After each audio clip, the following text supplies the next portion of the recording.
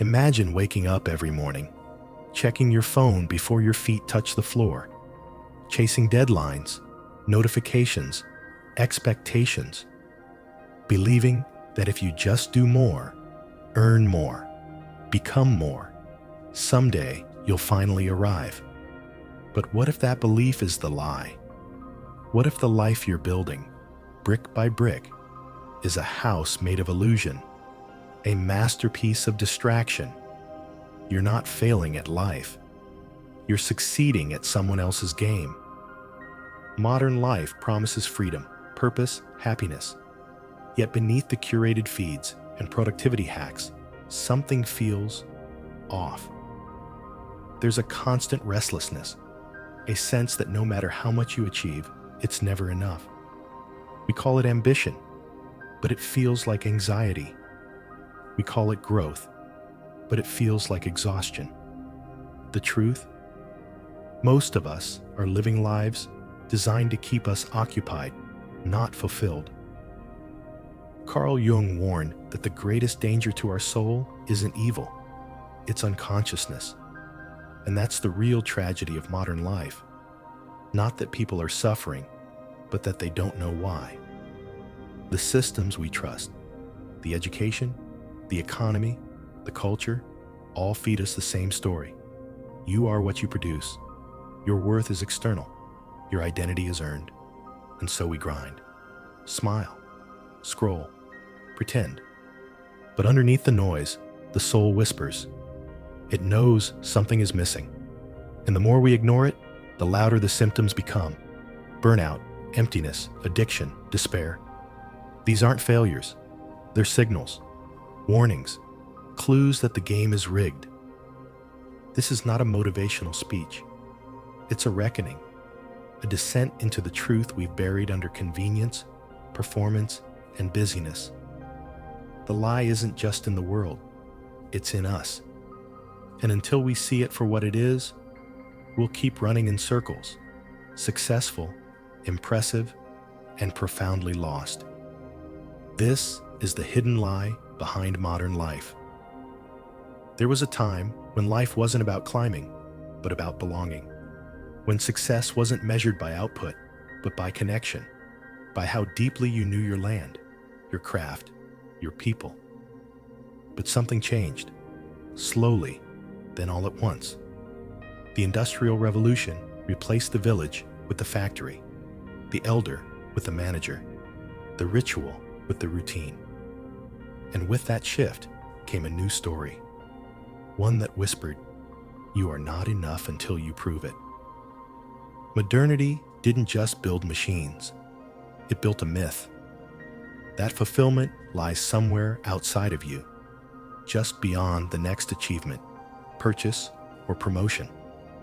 That if you work hard enough, you'll earn your place in the world, not as a birthright, but as a transaction. What once made us human, creativity, presence, spiritual depth, became inefficiencies. And in their place, productivity rose as the new religion. We didn't even notice it happening. The world grew louder, faster, more connected, and somehow more isolating. We mistook motion for meaning, progress for purpose. We told ourselves the future would be better. But better always meant more. More money, more success, more control. We stopped asking who we are and started asking what we're worth. Carl Jung believed every civilization rests on a shared mythology, a story so deeply embedded in our culture that we forget it's a story at all. And in the West, our story became this: value is external, identity is earned, the self is a project to be optimized. This is the origin of the modern lie, a belief so common we stopped questioning it, so flattering we started believing it. But underneath its surface is a deep and quiet violence, a severing of the soul from the self. And the cost of that disconnection is everywhere. The most dangerous illusions are not the ones imposed on us, but the ones we internalize. We don't just live in a system built on external validation. We begin to crave it. It becomes the lens through which we see ourselves. Carl Jung warned that when we mistake the persona, the social mask, for the self, we lose touch with the soul. And in modern life, the mask is everything. From early childhood, we are rewarded not for authenticity, but for performance. Sit still, smile, be productive. We learn to measure our worth by the reactions we receive. Slowly, we begin to split. The parts of us that don't conform, sensitivity, slowness, rebellion, are buried in the unconscious. This is how the shadow forms, not as evil, but as all the pieces of us we believe are unacceptable. And the more we try to succeed in the world, the more of ourselves we exile. This internal fragmentation becomes the fuel of modern life. We hustle, not just for status or survival, but for wholeness. But the more we perform, the emptier we feel. Because we're not being seen, we're being approved of. And there's a difference. One feeds the soul, the other feeds the mask. The mind, wired for pattern and protection, adapts to this system. We begin to believe that our only value is what we can do, produce, or achieve. We chase dopamine in the form of likes, promotions, applause. But underneath that is the amygdala, quietly pulsing with fear.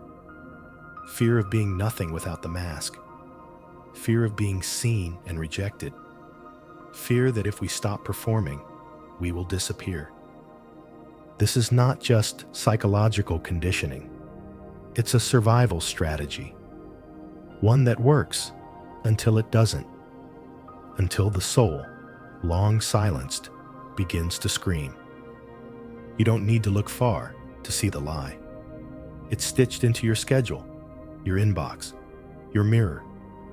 You feel it when you rush through your morning, already behind. When rest feels like guilt, and stillness feels like failure. It's there when you answer busy, like it's a badge of honor. When small talk is a script, and silence is something to be filled. The lie doesn't shout. It whispers, constantly, you are what you accomplish. It shows up in subtle compulsions. The twitch to check your phone for no reason. The inability to sit without a screen. The panic in the quiet moments, when you realize you don't know how to just be. It lives in the way people speak to each other. Transactional, rushed, distracted. We are all connected, and yet no one is really listening. Because presence doesn't produce, and producing is the only thing that seems to matter. Even pleasure has been rebranded. Hobbies become side hustles. Vacations become content. Intimacy becomes performance. Everything is turned into something to be seen, measured, monetized. We pretend this is freedom, but deep down we know it's not. We've traded connection for convenience, depth for speed, meaning for metrics. And yet, no one talks about it, because this is the water we swim in. To question it feels ungrateful. After all, we have everything. Comfort, access, endless choice. But choice without meaning is noise, and comfort without connection is numbness. Jung believed the psyche speaks in symptoms, not always in words, but in fatigue, in anxiety, in dreams. And modern life is filled with symptoms, not because we're broken, but because we're misaligned. Because the soul was never meant to be optimized, scheduled, or branded. It was meant to be lived, and we've forgotten how. What happens when an entire culture forgets what it means to be human? When society becomes a machine and people become its moving parts? The lie behind modern life doesn't just shape individuals. it reshapes entire systems. And what we call normal is often just deeply conditioned dysfunction. We see it in education, where creativity is praised only when it fits inside a rubric, where students are groomed not for wisdom, but for compliance, where curiosity is replaced with competition, and young minds are taught to chase scores instead of meaning. By the time they enter adulthood, they've already learned the rule. Your value lies in your output. We see it in work culture, where exhaustion is glorified and boundaries are blurred, where people apologize for taking time off, where burnout is not an exception, but an expectation. The workplace has become a temple to productivity, one that demands endless sacrifice and rewards the illusion of control. And yet beneath the titles and the deadlines, the same emptiness lingers. Even relationships aren't spared. We choose partners based on profiles, filter our personalities to match expectations, and confuse attention for intimacy. We scroll past real connection because we're trained to value speed over depth. The result? A society filled with people who are constantly performing and rarely seen. Carl Jung warned that when a society worships the persona, the mask, it breeds neurosis. Because what is culture, if not the collective psyche? And what happens when that psyche is wounded? It projects, it scapegoats, it numbs, it becomes hostile to silence, allergic to reflection, obsessed with control. We've built entire systems on a foundation of disconnection. And now, those systems are crumbling, not because they're inefficient, but because they are inhuman. And the soul, no matter how suppressed, will not stay silent forever. Somewhere deep beneath the noise, there's a quiet question echoing inside almost everyone.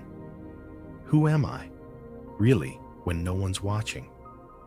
It's a question modern life rarely gives you time to answer, because authenticity doesn't fit neatly into a to-do list. It doesn't generate clicks or guarantee applause. It can't be quantified or optimized. And so, it's buried. Most people live as fragments of themselves, showing only what is acceptable only what is profitable. They edit their personalities like resumes, crafting personas that fit the room, the role, the algorithm. But over time, the performance takes its toll. A person can only play a character for so long before forgetting there was ever a self behind the mask. Carl Jung called this loss of self inauthentic living. It doesn't always look like collapse. Sometimes it looks like a perfect life with a hollow center. A life full of goals, but void of essence. You go to the job, keep the peace, post the highlight reel, and still feel like something sacred is missing. That's not failure. That's disconnection. That's the soul reminding you. You were not made to be a copy. But authenticity is terrifying. To be seen without the mask is to risk rejection. To tell the truth about who you are, what you feel, what you need. That takes courage in a world that rewards conformity. The danger of being fake is losing yourself. The danger of being real is losing others. And for most, the second risk feels too high. Still, the longing persists. To be known, to be whole, to stop performing and just exist. The journey to authenticity isn't a leap, it's a return, a remembering, not of who you should be, but of who you already are. Beneath the mask, beneath the myth, beneath the lie. No lie survives forever. Eventually, the pressure of pretending cracks the surface. The anxiety, the numbness, the restless nights, These are not malfunctions. They are messages. The soul's quiet rebellion against a life that feels borrowed. Carl Jung believed that healing begins not with change, but with awareness. To see clearly what has been hidden. To name the forces shaping your life before they consume you. Awareness is not comfortable. It doesn't come wrapped in serenity or soft affirmations. It arrives like a storm. You begin to notice how often your words are rehearsed, how rarely you listen without distraction, how easily you abandon yourself for approval. These realizations sting. They unsettle, but they also liberate. Because once you see the lie, you can stop living it. Liberation begins with small ruptures in the pattern, sitting in silence without reaching for the next distraction, feeling an emotion without numbing it, saying no when your body screams yes, even if your mind trembles. These are not grand gestures. They are micro-revolutions, each one a step toward reclaiming your life from the machinery of performance. But awareness alone is not enough. It must be followed by integrity, by the choice to live in alignment with what you now know to be true. This means allowing discomfort to become your teacher, not your enemy. It means letting go of roles that no longer fit, even if they once kept you safe. It means risking uncertainty in exchange for authenticity. The world may not reward this path, but it will respect it quietly. And more importantly, you will respect yourself. Because the cost of living in illusion is always greater than the fear of waking up. And once you begin to see clearly, you can never go back to sleep. Not fully. Not ever. There comes a point when you can't keep pretending that life is fine just because it looks that way. When silence feels more honest than smiles. When slowness feels more sacred than speed. That's when the old story begins to collapse. Not with drama, but with clarity. The lie loses its grip, and something new begins to stir. Not outside you, but within. Imagine a world where worth is not something you earn, but something you remember. Where conversations aren't transactions, but moments of presence. Where people aren't brands, and rest isn't a luxury, it's a rhythm. This world doesn't exist yet. Not in the headlines, not in the systems we've inherited, but it's possible. And it starts with one decision: to stop performing and start living. Carl Jung believed the task of every individual is to become who they truly are. Not who the world expects, not who fear allows, but who the soul longs to be. This isn't about rebellion. It's about return to your body, to your intuition, to the parts of yourself that modern life taught you to doubt. A transformed existence isn't built through escape. It's built through presence, by choosing to live with eyes open, even when it hurts. You will lose things on this path, illusions, roles, maybe even people. But what you gain is something far rarer: alignment. A life where your outer world reflects your inner truth, where success is measured not in numbers, but in peace, not in productivity, but in depth. The hidden lie behind modern life is that you are incomplete, that you must become something more. But the truth, the quiet, terrifying, liberating truth, is that everything you need is already inside you. The journey isn't about adding, it's about uncovering. And the moment you start, you begin to remember who you were before the world told you who to be.